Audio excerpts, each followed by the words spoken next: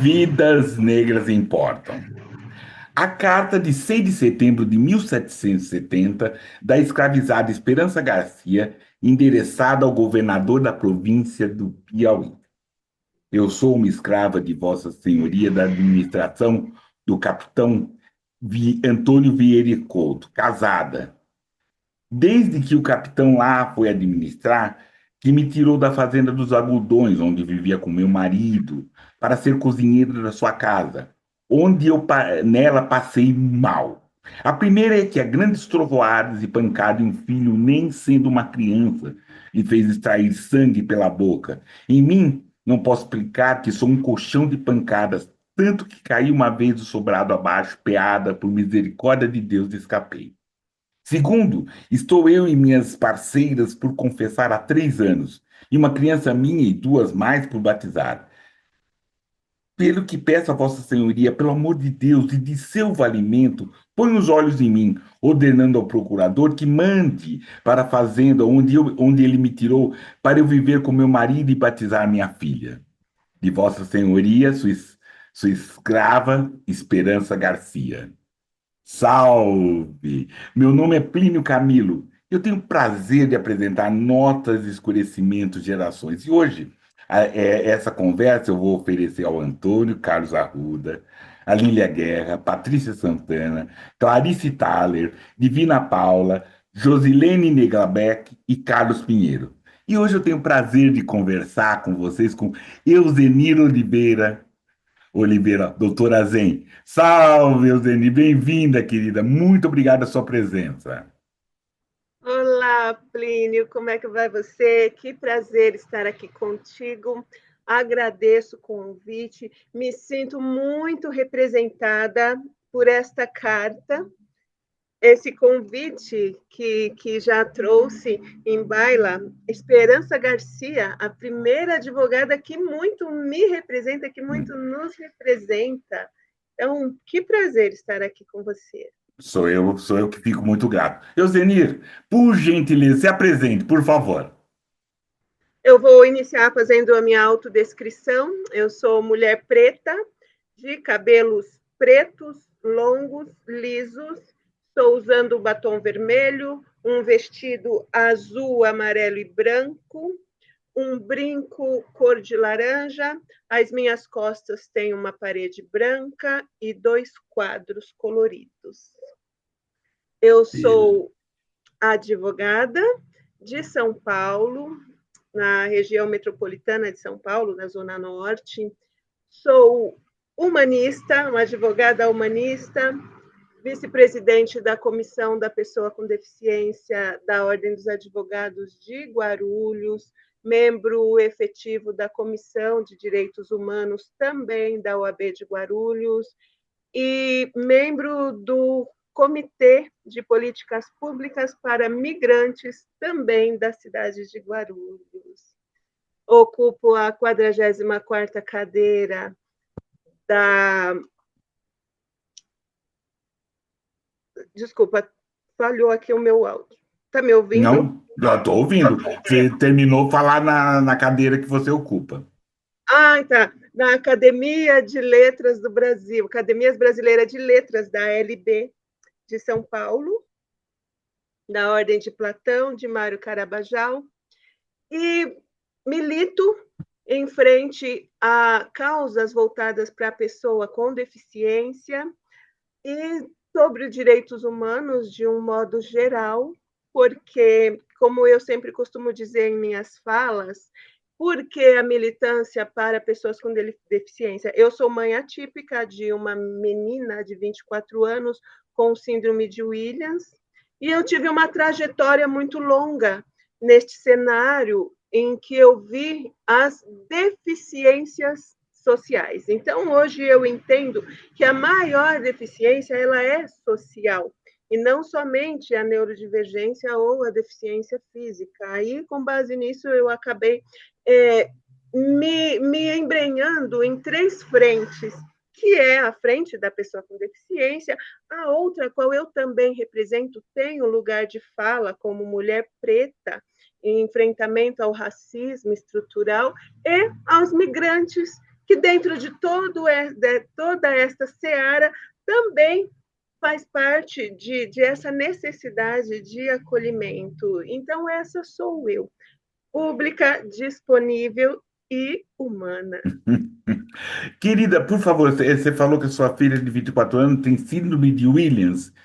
Pode Isso. esclarecer isso para a gente? Eu desconheço, A perdão. síndrome de Williams, ela é uma neuroatipicidade que ela traz algumas comorbidades, como deficiência intelectual, algumas características físicas, como boca grande, sorriso avantajado, algumas estereotipias, e um determinado... o que mais acomete é mais a questão da deficiência intelectual e principalmente a idade dela, né? A idade dela reduzida. Hoje, a idade mental dela é, em média, 14, 15, 16 anos. Mas é uma pessoa completamente ativa. Eu busco trabalhar bastante autonomia nela. Ela namora, estuda, faz curso, trabalha. Então, eu demorei para descobrir o diagnóstico dela. Eu fui descobrir o diagnóstico aos 21 anos. Até então, ela era tratada como autista. Ela tinha uma hipótese diagnóstica de autismo, embora as estereotipias, alguns transtornos, algumas comorbidades são muito semelhantes. Então, por isso, eu passei anos de pesquisa tentando buscar diagnóstico, tentando encontrar um lugar, para ser sincera, um lugar no mundo, porque quando você não tem um diagnóstico fechado, jogam você de um lado para o outro e você fica naquela incerteza de saber por onde, qual caminho prosseguir. E essa vivência me trouxe a ideia de escrever o meu primeiro livro individual. Embora eu tenha escrito já algumas antologias, mas esse foi o meu primeiro livro que eu publiquei recentemente, que é a trajetória pós-diagnóstico. Esse livro é muito bacana, porque o que eu trago nele? Um manual prático para pessoas que têm a vivência com a deficiência, principalmente pais de pessoas atípicas, neurodivergentes, porque eu passei por essa situação. E, embora pareça assim, algo tão comum, que as leis estão aí para demonstrar, políticas públicas existem, sim, tudo isso. Inclusive, no Brasil, uma das melhores políticas públicas é para a pessoa com deficiência, comparada aos outros países, principalmente a Europa. Contudo, a sociedade não está educada para receber, para partilhar, e, principalmente, existe uma desassociação da pessoa com deficiência com outras discriminações. E eu costumo colocá-las todas dentro de um mesmo cenário, porque é uma interseccionalidade. Eu gosto muito dessa palavra, interseccionalidade. Por quê?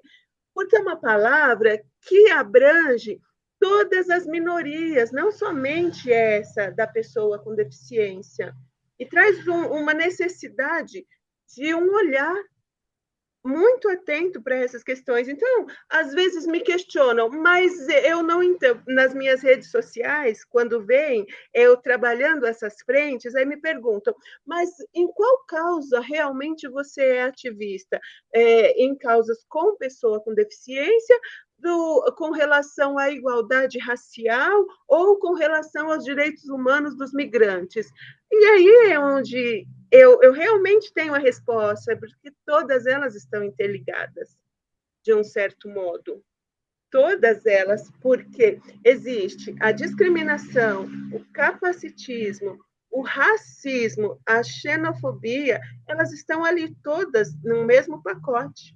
E quando eu me volto a falar, quando você me trouxe aqui nesse Notas de Escurecimento para falar do meu tema, eu fiquei muito feliz. Por quê? Porque você me deu esse lugar de fala para que eu pudesse justamente explicar essa questão de a pessoa preta, pobre e deficiente. Então, é uma situação que muitas vezes, quando se fala da deficiência, como eu faço parte da comissão da pessoa com deficiência e estou formalizando uma cartilha para advogados, nós vimos tantas situações de capacitismo e, associado a isso, o racismo estrutural. Ou seja, se a pessoa com deficiência ela já enfrenta grandes dificuldades, barreiras acessíveis, barreiras sistêmicas, imagine quando isso já vem associada do preconceito da cor. Fica muito maior. E essa é uma visão que é um olhar que somente quem vivencia consegue associar. Porque para outros não, para outros é um cenário vitimista, não é muito distante do vitimismo, muito mesmo, porque hoje fala-se tanto a respeito de pais atípicos, de mães de pessoas com deficiência, mães monoparentais que são maioria, que já entra também na questão de violência de gênero, que não é o assunto que eu vou trazer agora, até mesmo para não ficar confuso. Então, dentro da questão do racismo, da dificuldade de igualdade racial, fala-se muito em igualdade racial, mas geralmente quando eu abordo esse tema, eu bato na tecla da desigualdade racial, o racismo estrutural que existe aí e é algo que já vem assim como também o capacitismo. As duas situações andam juntas, andam interligadas e a sociedade não quer olhar para essas questões. Elas não querem associar os dois pontos. Não, e é triste, porque é triste desde aquele momento onde nós tivemos a democracia racial. Eu só vou pegar uma parte, só nem todo vou falar, uma parte, tudo que é, então somos iguais, é tudo bem, a gente vai para o meu esforço, eu consigo. Tudo que alguém fala assim não é bem assim, ah, não, você tá. O vitimismo já enche o saco, porque assim, falta, e eu acho que é isso que você apontou, né? Falta esse preparo dessa sociedade para essas leis que são importantes, nem sei se avançadas são, mas elas são importantes para para incluir, só que nos falta essa educação e no mínimo, esse entendimento, respeito ao outro da dor dele. A dor dele eu não consigo mensurar, então, no mínimo, eu tenho que respeitar a dor do outro, da outra, né? E não ficar falando, ah, que não é isso, é só a perna, mas você tem outra, pá, né? E aí fica chamando de vitimismo. E aí o que é pior? Quando a gente está argumentando com você, estamos nos mostrando isso tudo, você tem que explicar que isso não é vitimismo. Não, não é vitimismo, nunca foi vitimismo. Mas aí é terrível que até eu tenho que fazer o contra-argumento, falar, ó, isso não é vitimismo. Estou falando de racismo, isso não é. Ah, para, né? É um caminho muito triste que a gente está colocando. Por favor, continue, Zenir. Sim, sim, Plínio, a sua colocação é perfeita, porque é justamente essa a batalha enfrentada, que as pessoas elas não veem no cenário da deficiência, sim, e eles trazem um olhar capacitista disfarçado de preocupação, disfarçado de empatia, mas não é intencional, é justamente a falta da educação, a falta de fomentar a informação da forma correta. Por exemplo, tem pessoas que você vai conversar sobre o direito das pessoas com deficiência, sobre as dificuldades enfrentadas, e elas ficam, nossa, eu não sabia que havia todas essas barreiras. Então, o que eles entendem como deficiência? Apenas as necessidades de rampa de acesso, que a gente sabe que são muito precárias, a outra condição do autista, que para a maioria das pessoas é a única condição de deficiência, porque é a mais conhecida e muitas vezes diagnósticos diferenciados não são levados em consideração. A minha filha, por exemplo, ela não tem o diagnóstico de autismo, só que as comorbidades que ela tem são muito semelhantes. Mais de 6 mil síndromes existem bem semelhantes, mas só uma delas, não que não seja importante. As políticas públicas para o autista, tanto que, como advogada, muitas vezes eu uso por analogia todas as leis voltadas para o autismo, em função de outras síndromes, outros transtornos. E a sociedade muitas vezes desconhecem os direitos dessas pessoas ou quando conhecem, simplesmente os ignoram. E ainda tem o discurso de você é especial, porque você teve uma filha assim, porque Deus te deu uma filha, que é algo que eu rechaço. Eu costumo muitas vezes desmistificar essa informação de que pessoa com deficiência não é uma pessoa especial, é uma pessoa comum que tem uma deficiência, mas que em muitos outros aspectos ela consegue ainda atingir o princípio da isonomia. Todos são iguais na medida das suas desigualdades. Ok, só que quando você coloca esse ponto para uma sociedade racista, preconceituosa, isso vem como se fosse um ataque ou um vitimismo. E ainda quando você associa isso à questão racial, aí pronto. Aí é que a sociedade acha realmente, como você mesmo pontuou, que é como se fosse, não há necessidade disso, não existe isso. Claro que existe, tanto que hoje ele tem sido trazido de uma forma estrutural. Eu conversando com uma amiga que temos em comum, a Clarice, e ela, logo que ela me conheceu, ela me fez uma pergunta muito pertinente. Ela falou: como você se identifica? Como uma mulher preta ou como indígena? Porque você pode, né, se identificar ou como parda. Eu falei, eu me identifico como uma mulher preta. Hoje eu me identifico como uma mulher preta. Curiosamente, hoje eu me identifico assim justamente porque eu passei a conhecer, eu passei a estudar letramento voltado para isso. Porque até então, Plínio, eu nem sabia que eu era preta. Curioso isso, mas é uma realidade. Por que eu não sabia que eu era preta? Porque eu era de traços físicos de branca, cabelos de branca, meu pai branco, mãe preta, e tinha essa mistura, essa miscigenação de indígena também, e por ouvir sempre aquele discurso em todos os lugares: ah, mas você não é preta, ah, mas você é morena, ah, mas você é isso, ah, mas você é aquilo. E eu cresci acreditando nisso. Então, hoje, justamente por conta dessa educação social que a igualdade racial tem trazido, esse resgate, essa reparação histórica, é que me fez entender que eu sou preta e que ser preta, eu conhecer a minha ancestralidade faz de mim uma pessoa superior e não inferior. Isso me trouxe muitos conhecimentos, isso me trouxe muitas situações de eu buscar ali a realidade da minha ancestralidade. E descobri que eu sou descendente. Hoje, as pessoas, em muitos aspectos, não aceitam o outro pela condição de cor, mas elas esquecem de entender que nós, pretos, somos descendentes de reis e rainhas. A escravidão ela veio muito depois. Então, infelizmente, apagaram a nossa história a um certo ponto que fizeram com que somente nós nos sentíssemos inferiorizados. E a parte mais importante ficou fora da história, ficou fora da educação.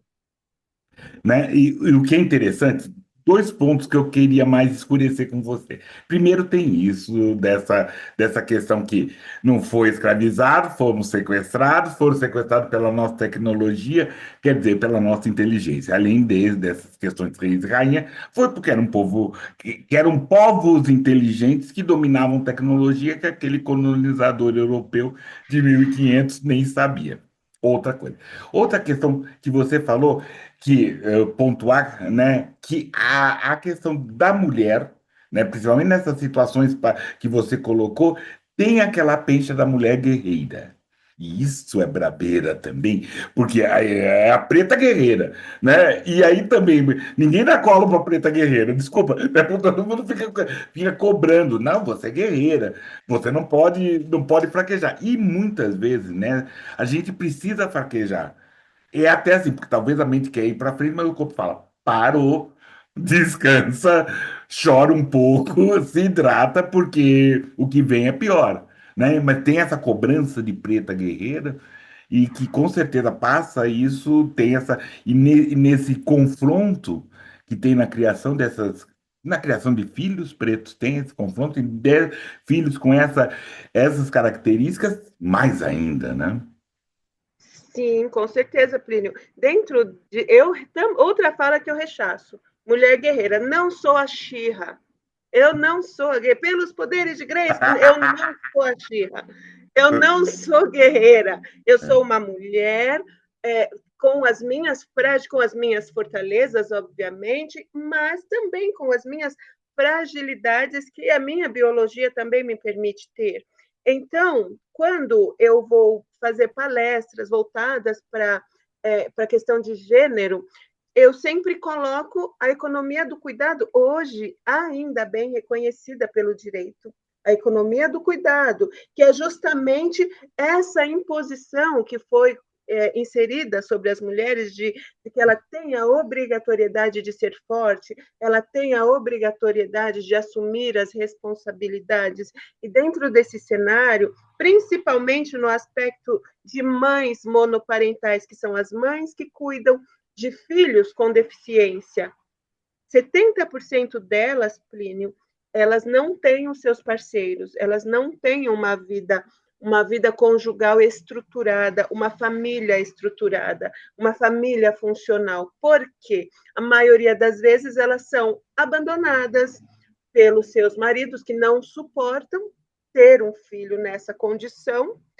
E quando não é por essa questão, você ter um filho com deficiência toma 70% do seu tempo. Você deixa de existir e passa a vivenciar a vida daquele indivíduo. Eu nem vou dizer criança, porque ele cresce, daquele indivíduo.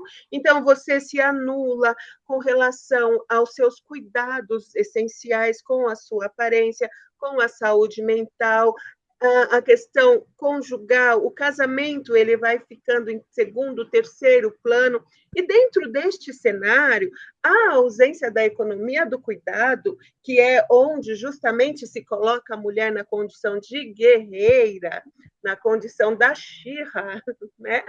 O desenho Não, antigo. A Shira não é casada. A Shira não é casada, a Shira não tem filho. Nem a Shira, nem Pois a é, Siena.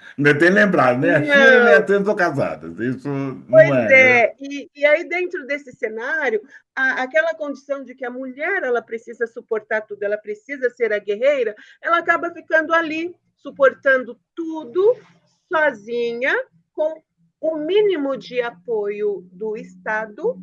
Por que eu digo mínimo apoio do Estado? Porque eu falei sobre as excelentes políticas públicas que existem para a pessoa com deficiência, é fato, existem sim, só que elas não abrangem os seus cuidadores, os seus responsáveis, que a maioria das vezes são as mães, que não podem exercer uma profissão, não podem ter um trabalho regular. Eu digo que eu fui beneficiada nessa questão de eu ter conseguido estudar, eu ter acesso à lei e eu ter uma condição financeira não de vulnerabilidade para que eu pudesse exercer minha maternidade atípica de uma forma tranquila, proporcionando para minha filha autonomia. Mas isso é uma exceção à regra. A maioria delas vivem em situação de vulnerabilidade em todos os aspectos. E em extrema pobreza, inclusive. E com tudo isso, elas são obrigadas a ter esse cargo de guerreira que elas não escolheram.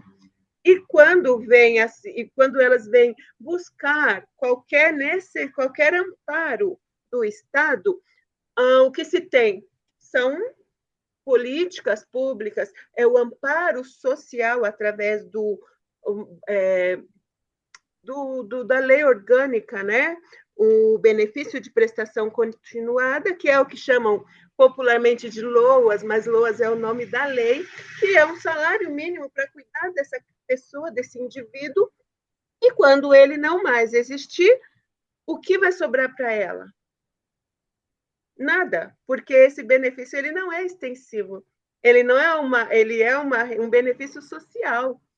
Então, se você não atender aqueles requisitos, aqueles pré-requisitos, você não terá direito.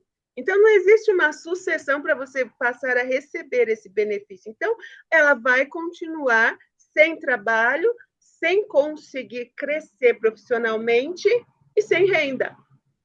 Então, essa é uma situação que precisa de reparo social, precisa de um olhar voltado para isso. Então, eu começo a falar sobre todos os assuntos e eu acabo sempre desaguando no mesmo lugar, porque, dada a necessidade de pedir, olhem por isso, socorram, por isso que eu sempre costumo trazer essa pauta para outras frentes, que é com relação à igualdade racial, direitos humanos e migração, porque são mulheres que enfrentam essa mesma dificuldade. Então, se você, Plínio, que tem a sua nota de escurecimento, tiver essa consciência, obviamente que quando participar de fóruns políticos, você vai trazer essa pauta também, vai acolher essa pauta também. Então, é esse o objetivo dessa interseccionalidade, é fazer com que outras frentes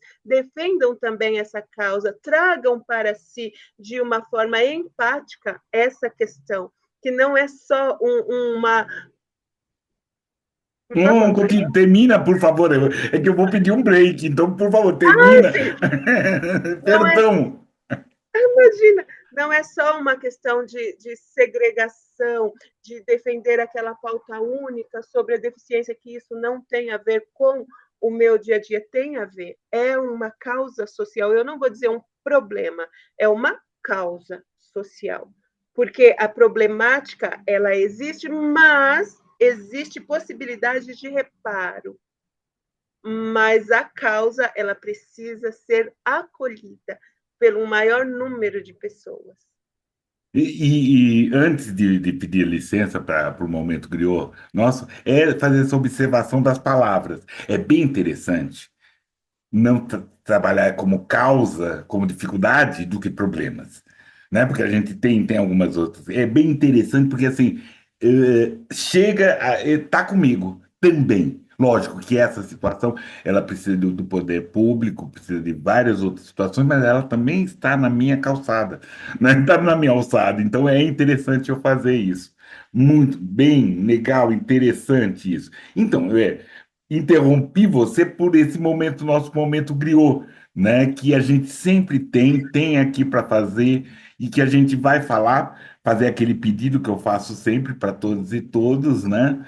Assinem o canal, deixem suas perguntas, vamos lá. E esse momento griot que a gente tá, vocês viram na nossa abertura, é falar de Esperança Garcia também, né? Então, contar aí, principalmente a carta que eu li. Porque a carta escrita por Esperança Garcia, endereçada ao governador da capitania de São José do Piauí, é um marco inaugural dessa questão da petição, como é visto, mas também, para nós, é um marco da literatura negro-brasileira. Porque, muito além, ela também é um documento jurídico, né? Essa epístola, que era uma prática de escrita naquele momento, ela traz alguns olhares muito interessantes.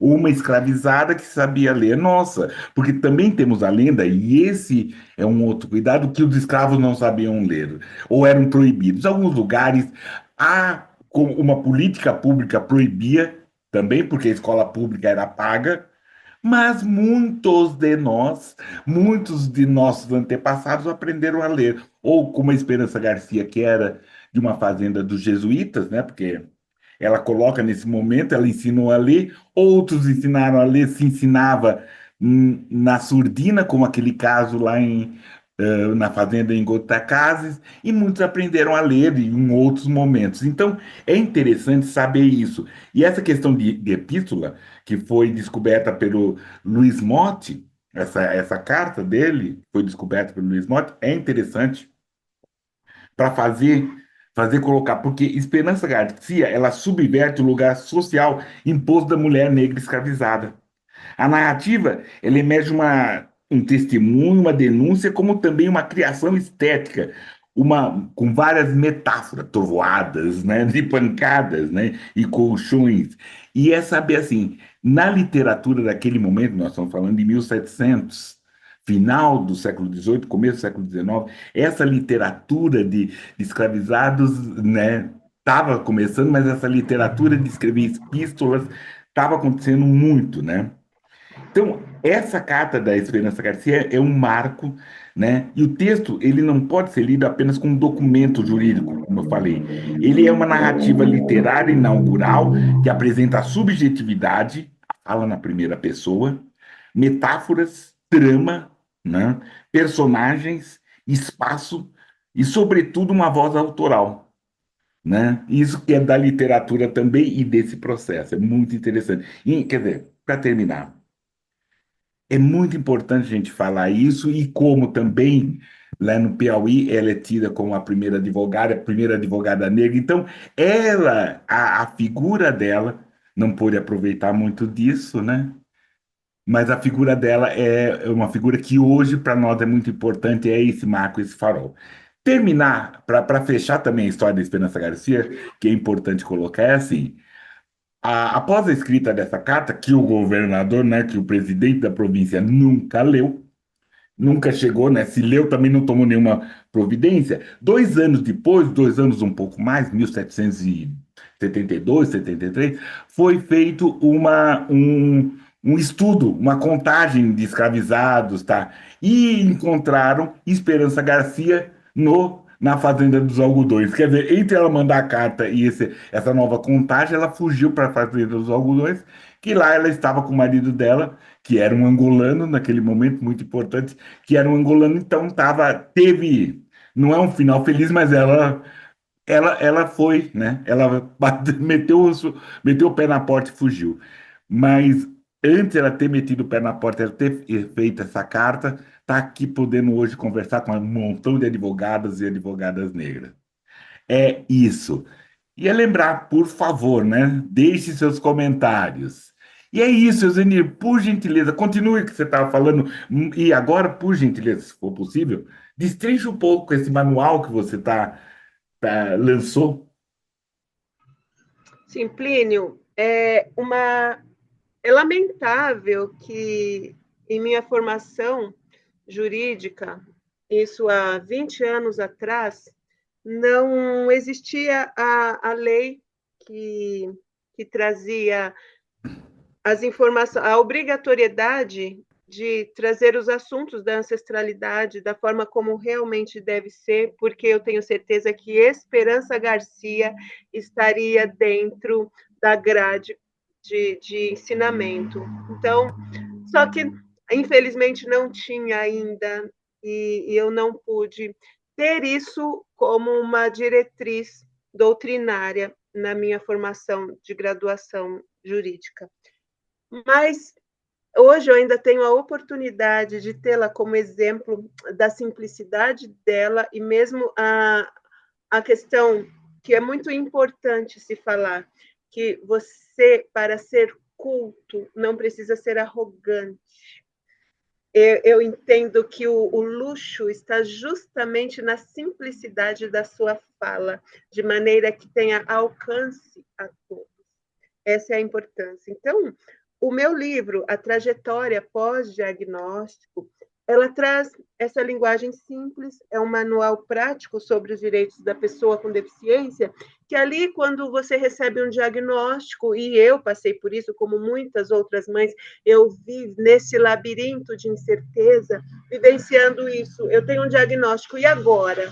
Quais são os meus direitos? O que eu devo fazer? Por onde eu devo seguir?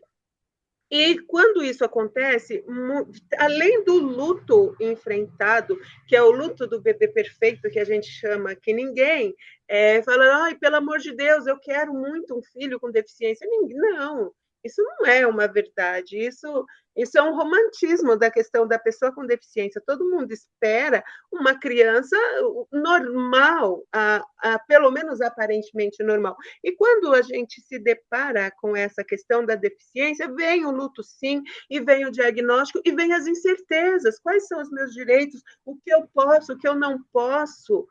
E dentro disso, os pais eles ficam travados, eles ficam ali vivendo aquela situação segregada, desconhecendo os seus direitos, e ali eu coloco passo a passo. Recebeu o diagnóstico? Quais são os documentos que você precisa ter para, quando for aos órgãos buscar os seus direitos? Por que é importante essa questão de documentação?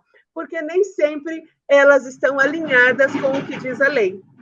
Muitas vezes a lei diz do direito e o órgão que lhe assiste desconhece dessa lei e faz com que volte 2, 3, 4 vezes exigindo documentações das quais não seriam necessárias caso eles conhecessem realmente da lei, mas não conhecem e não têm um treinamento voltado para isso.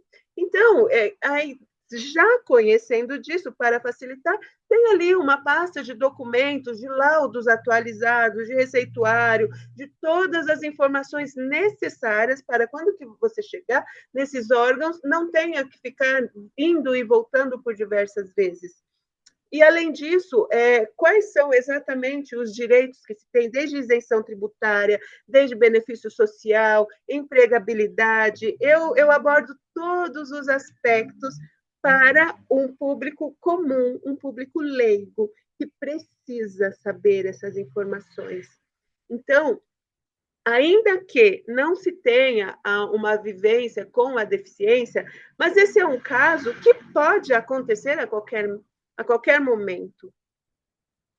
Porque uma deficiência ela não está ali. Muitas elas são genéticas, outras elas são transtornos, mas e aquelas que são acometidas no decorrer da vida? Então, eu penso que é uma informação que deve ser de conhecimento de todos, porque não sabemos em que momento nos deparamos com essa vivência. Seja por um parente, seja por um amigo, e seja até mesmo com nós. Não é algo desejável, mas é uma certeza, mas é uma possibilidade de acontecimento. E diante disso, eu criei esse manual e fiz o lançamento. Estou no pré-lançamento através do Amazon, e agora eu vou iniciar a questão de lançamento do livro físico. E neste mesmo segmento, eu trouxe um outro que é capacitismo e letramento. Esse eu ainda não concluí, mas eu estou no. Esse já é mais voltado para aspectos e implicações legais, jurídicas mesmo, sobre o que nós estávamos falando no início. Do que é possível, do que é permitido, da questão da criminalização mesmo do capacitismo. E aí eu trago também os aspectos do racismo, todas essas questões. Esse sim, ele é mais técnico, mais jurídico, e eu estou amando escrever, eu estou amando pesquisar sobre isso. Já faz mais de 4 anos que eu estou nessas pesquisas, e foi de um livro. A ideia era só o manual. Mas durante as pesquisas, o que vai acontecendo? Eu me deparo com temas muito importantes também nessa área, mas que não encaixa dentro daquela limitação, porque senão ficaria um livro muito extenso e cansativo também, prolixo. E por conta disso, o que eu fiz? Eu dividi por volumes. Por um livro vai ser para a pessoa, para o público geral, o outro mais no aspecto jurídico, e tem esse que é o meu xodó, que são Vozes do Êxodo, Migração, Direitos Humanos e o Acolhimento de Descendentes Africanos. Quando eu concluir, eu quero ter a oportunidade de vir aqui novamente falar sobre ele. Porque ele virá. Porque ele traz muitas questões, muitos aspectos realmente necessários que precisam, de fato, de escurecimento real. Ele traz realidades, ele traz fatos, ele traz a xenofobia sem óculos, a xenofobia assim, de uma forma muito latente sobre muitos fatos ignorados nesse aspecto, no sentido social. Infelizmente, dizem que o Brasil é um país acolhedor, miscigenado, mas é um país carente de letramento. Uhum. E racista, e machista, né? E é Misógino, misógino. Então, xenofóbico. é isso tudo, isso também. Isso tudo, isso Sim, também. então são situações que, infelizmente, estão ali veladas estruturalmente. É preciso ter vozes, realmente, preciso ter notas de esclarecimento para tratar desse assunto de maneira disruptiva, com coragem, não como guerreira, mas como uma pessoa que tem coragem e, principalmente, lugar de fala para tratar sobre o assunto. Com certeza. Querida, pedi mais uma licença para você, por favor, para fazer aquele momento nosso, aquilo, terminamos naquele momento, é esse momento nosso da Estante Preta, onde vamos falar de livros, de outros livros, que em breve vamos falar do livro da Euzenir, dos livros dela. Mas nesse momento, e como a gente está nesse, de contar, falar das coisas da Esperança Garcia, nós temos esse que saiu pela Palas, né? Quando a escrava Esperança Garcia escreveu uma carta, feito pela Sônia Rosa, ilustrado pela Luciana Hesse. É bem interessante, né? Que é parte dessa ideia do dia 6 de setembro, onde foi feita essa carta. Então é bem interessante. A prosa da Sônia, né? Contam essa história de resistência, de liberdade. E isso é para esse jovem também ser letrado, como que Euseni colocou, para entender essa questão e saber que as nossas histórias começaram muito antes, não foi ontem e não foi um pouco antes de eu nascer. Um outro livro que é importante, esse que foi feito pela Ordem dos Advogados do Piauí, né, uma obra original que reúne artigos acadêmicos que analisam a carta de Esperança Garcia como um marco jurídico e político, né? Os organizadores foram Maria Sueli Rodrigues Souza e o Marton Celestino da Silva. E destaca esse trabalho, é bem interessante, bem importante, né? Dossiê Esperança Garcia, símbolo de resistência e luta pelo direito. E, por fim, também um trabalho muito bacana feito pelo autor João P. Luiz e o ilustrador Bernardo Aurélio, é uma HQ, né? Foi lançado em 23, né? Lá em Teresina, que tem como objetivo tornar essa história da Esperança Garcia mais para todas e todos entenderem, ter essa popularização. E é isso. Vamos lá. Assine o canal. E aí, continue, Eusênio, conte para a gente seus planos, seus olhares, para onde nós vamos caminhar. Olha, Plínio, no primeiro momento eu já quero acrescentar o dossiê da Esperança Garcia dentro da minha bibliografia aqui, de Vozes do Êxodo. Muito interessante, foi muito bom essa sua abordagem sobre ela Não, hoje. As minhas metas são de realmente fomento nessa área, dar seguimento, fazer o lançamento do livro sobre a trajetória pós-diagnóstico.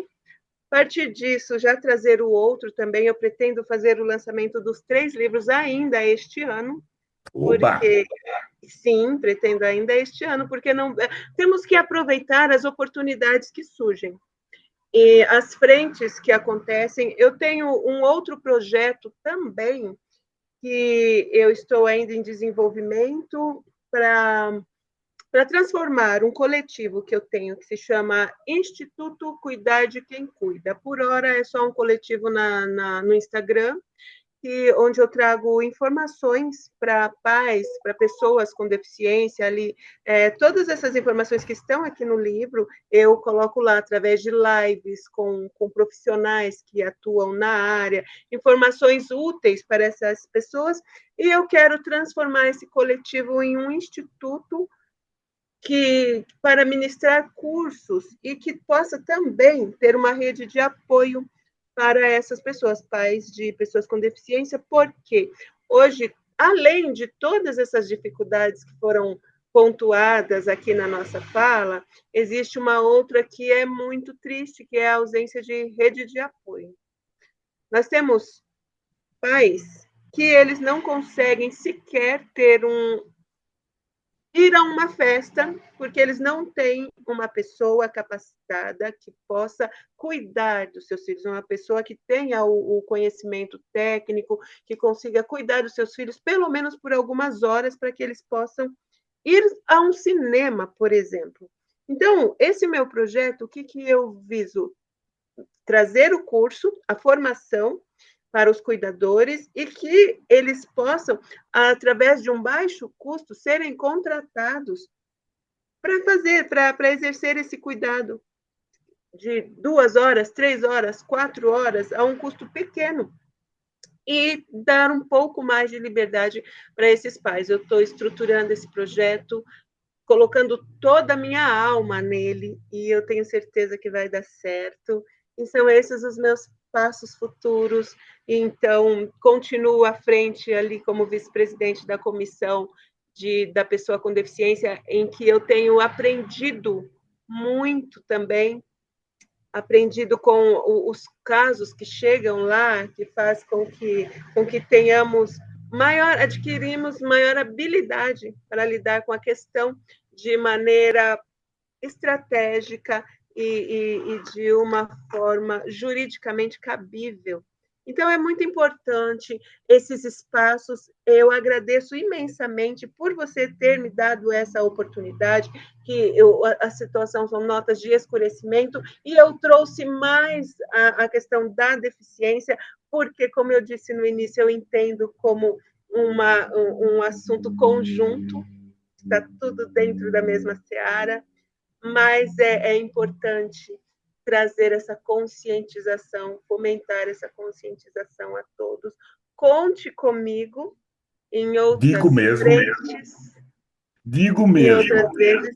Fico muito feliz de ter estado aqui, trazido essa fala para você, ter a oportunidade de falar um pouco dos meus objetivos e falar um pouco dos meus filhos que estão por vir, que são os meus livros.